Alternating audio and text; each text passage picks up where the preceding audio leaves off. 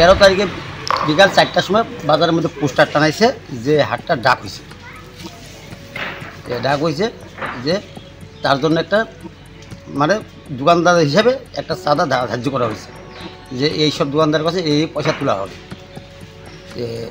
যেহেতু আমরা হাট কমিটি এই ব্যাপারে আমরা কোনো অবগত না, আর যে ডাকটা নিছে সেও আমাদের কিছু বলে নাই।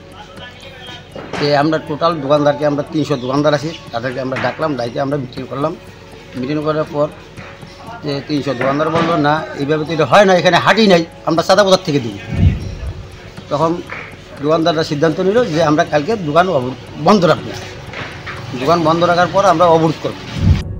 হাটের বর্ধিত খাজনার প্রতিবাদে 1 ঘন্টার রাজ্য সড়ক অবরোধ করে বিক্ষোভ দেখালো বানারহাট থানার অন্তর্গত দুরামারির হাট ব্যবসায়ীরা। পাশাপাশি এদিন সকাল থেকে বাজারের সমস্ত দোকানপাট বন্ধ রাখা হয়। পরে বানারহাট থানার আইসি সহ পুলিশ কর্মীরা ঘটনাস্থলে গেলে পুলিশি হস্তক্ষেপে অবরোধ উঠে যায়।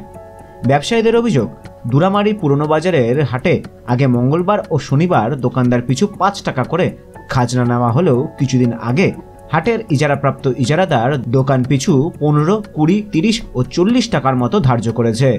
ব্যবসায়ীদের অভিযোগ, জলপাইগুড়ি জেলা পরিষদ নিয়ন্ত্রিত হাটের অবস্থা একদম বেহাল থাকায় বেশিরভাগ দোকানদার এখানে দোকানই করেন না।